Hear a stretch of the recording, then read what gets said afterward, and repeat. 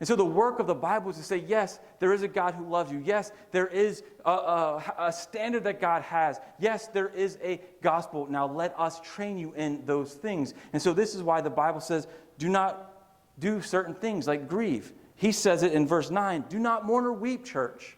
He says it in verse 10 and 11, do not be grieved. That sounds kind of wrong.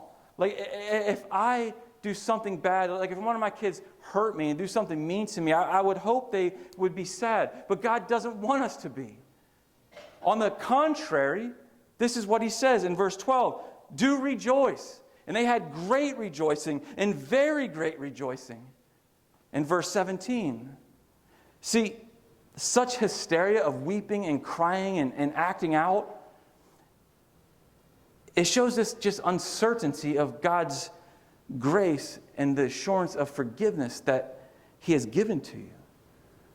A certain tradition has what they call the Westminster Confession, and in that it says that man's chief end is to glorify God and enjoy him forever. The scriptures tell us to rejoice in the Lord always. And again, I say rejoice. Psalm 43 says that God is my exceeding joy. So when we understand God and joy, there's no room for grieving and mourning and weeping. And again, you might be sitting here saying, Mike, I am so far from happy this morning. I don't have joy in my heart. Man, I continue to go through the same sin patterns. I don't read my Bible. I'm just rebellious. I don't like anything. I don't even want to be here necessarily right now. How can you tell me to be joyful? It all starts with one simple thing, the gospel. The gospel. Understanding who you are. Here's what the gospel tells you. That you are far worse than you could ever imagine. That you commit sins of omission and commission. That you are doing things intentionally and you're not doing things that you should be doing.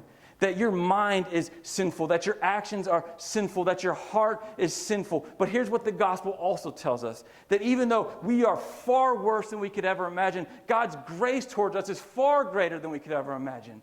And when Jesus dies on a cross, when he yells out, it is finished, it means this, that you are a terrible person, that you aren't going to get right. Only Jesus could do what you attempt to do. And when we sin and when we fall, that doesn't prevent or negate what Jesus has already said when he says it is finished. He doesn't say it is finished until you do your job of doing the right thing, because you will never do the right thing consistently ever.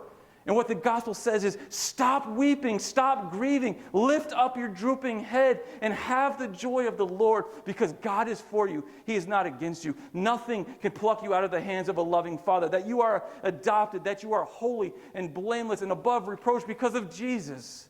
That's the gospel.